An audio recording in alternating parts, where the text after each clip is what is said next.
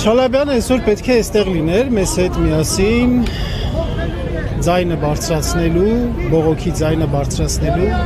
տեղի ունեցած մեծ անօրինականության դեմ, բայց նա այստեղ չէ, որովհետև վրեժխնդրության զոհ դարձավ, նրան կալանավորեցին, որպեսզի լռեցնեն ազատ խոսքը, որպեսզի լռեցնեն բողոքի ձայնը, որպեսզի հայաքվեի հարված հասցնեն, որովհետև հայաքվեն հենց այսօր մենք այստեղ ներկա ենք նրա համար, որովհետև մենք միշտ պայքարել ենք մարդկանց, քաղաքացիների ընտրական իրավունքի իրացման համար։ Մենք պայքարել ենք որպես դիտորդական առաքելություն, մենք պայքարել ենք որպես վստահված անձինք, մեր խնդիրն է եղել իսկապես ապահովել այդ արդարությունը։ Բայց մենք այսօր ինչ ենք տեսնում, որ գրչի մի հարվածով մարդկանց ընտրական իրավունքը ոտնահարվում է։ Գրչի մի հարվածով Հայաստանի Հանրապետության Սահմանադրության երկրորդ հոդվածը ամենակարևոր հոդվածներից մեկն է, որը ասում է, որ իշխանությունը պատկանում է ժողովրդին, ժողովուրդի իշխանությունը իրացնում է ընտրությունների հանրաքվեների միջոցով։ Գրչի մի հարվածով սա կենտրոնական ընտրական հանձնաժողովը Հայաստանի Հանրապետության Սահմանադրության երկրորդ հոդված այսինքն ոտնատակ է տվել։ Եվ հիմա մենք եկել ենք այստեղ, որովհետև ի պաշտոնե Սահմանադրական դատարանն է, որ պետք է պաշտպանի Հայաստանի Հանրապետության Սահմանադրությունը եւ հատկապես դրա երկրորդ հոդվածը։ Մեր ներկայությամբ եկել ենք այստեղ, որպեսզի ճիշտ է շատ մեծ հուսավառ չենք, շատ մեծ հույսեր չունենք, բայց եկել ենք այստեղ հիշեցնելու այս շենքում նստած մարդկանց, որոշում կայացնող մարդկանց պարտականությունների վերաբերյալ։ Ինչ անել, որպեսզի Ավետիք Չալաբյանը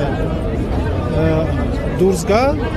փաստաբաններն իրենց հերթին աշխատում են, մենք համոզված ենք, որ սա բնականաբար ջուր գործ է, ծայրից ծառ, սուտ շինծու գործ է, եւ գումարած մենք էլ ամեն ինչ անելու ենք հանրային դաշտում,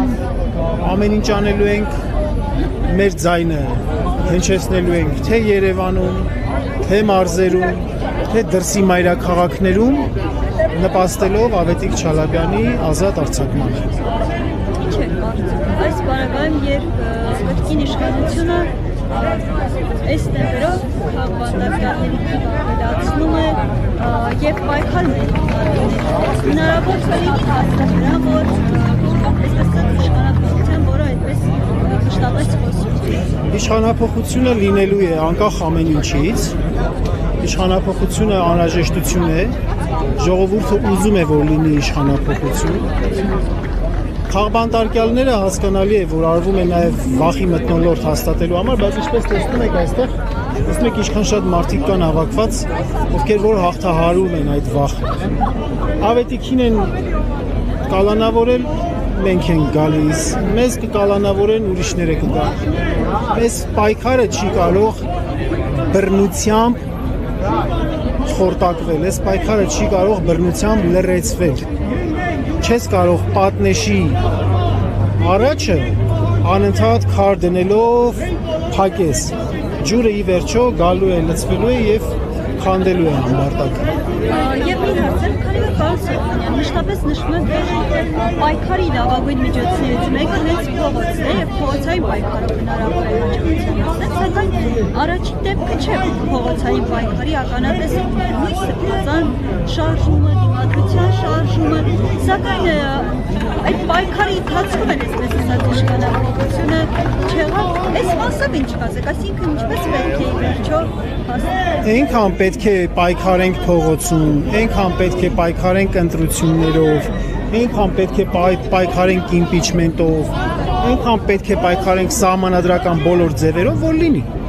որ լինի։ Եթե չի եղել մինչև հիմա, նշանակում է ուրեմն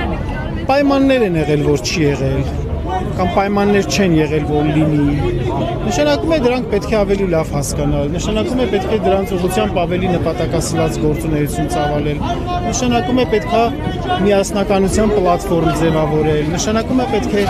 մարդկա իրար հետ նստել խոսել, եթե դու ունես այսինչ ամբիցիան, ապա որպես փոխարինող բան, օրինակ ասենք, ինչ ես մտածում, եթե քո ամբիցիան չես զիջում։ Հա, քաղաքականությունը հնարավորի արվեստն է։ Նիկոլ Փաշինյանը փորձում է ամեն ինչ անել, որպեսզի Հայաստանում չլինի քաղաքականություն, որպեսզի միայն ինքը զբաղվի քաղաքականությամբ։ Բայց մենք էլ մեր օրակարգով մեր քաղաքականությունը պետքա տանենք։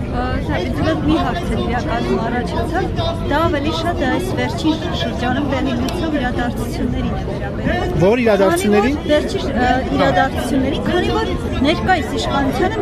շատ է կապում նույն Ադրբեջանի կառավարության հետ, որ այստեղ իրականացնում են Ադրբեջանի կառավարության Թելադրանքը։ Այդպիսի մի տպավորություն ստեղծեց նաև վերջերս Ամիլյան փողոցի անվան փոփոխությունը, Պապ Թագավոր անվան։ Ցանկանում եք դուք էլ ձեր տեսակետը հայտնեք, դուք էլ եք նույն կարծիքի, որ Ամիլյանը լինելով պատվի 26 կոմիսար։ Ես չեմ ուզում այդ բովանդակային դաշտը մտնեմ։ Ես չեմ ուզում այդ բովանդակային դաշտը մտնեմ։ Պապ Թագավորն էլ է մեր պատմության մաս։ Արսեն Ամիլյանն էլ է մեր պատմության մաս։ Ամբողջ խնդիրը նա է, որ այս գործարքի հետևին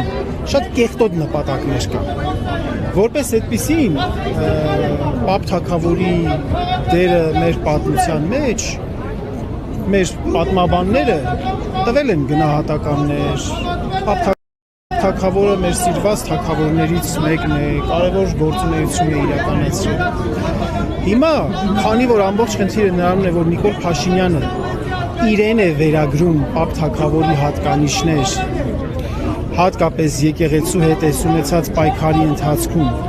եւ քանի որ գիտենք, որ Փավստոս Բուզանդը օրինակ բացասաբար էր վերաբերվում Պապ Թագավորին, Ներսես Մեծի հետ ունեցած իր որոշ հարաբերությունների պատճառով։ Հիմա Փաշինյանը այդպես վերցնում է իրեն է վերագրում Պապ Թագավորի կերպարը, դրանով փորձելով սադրել մեզ մարդկանց, այն մարդիկ, ովքեր որ իրեն չեն ընդունում, իրեն չեն սիրում, որ այդ մարդիկ է սկսեն ոնց որ ավտոմատ մտնելով իր դաշտ խոսեն Պապ Թագավորի դեմ, Պապ Թագավորին վատաբանեն։ Նպատակը այդ է, որ մեր պատմությունը անգամ, մեր պատմության հերոսները դառնան քննարկման առարկա, անպտուղ անիմաստ անօգուտ քննարկման առարկա եւ սեվացնեն այդպիսի մարդկանց։ Բայց մենք չենք տրվում այդ։ Արել են այդ փոփոխությունները, արել են, մենք դրա տակ անկեղծություն մենք չենք տեսնում։ Դրա տակ անկեղծություն չենք տեսնում։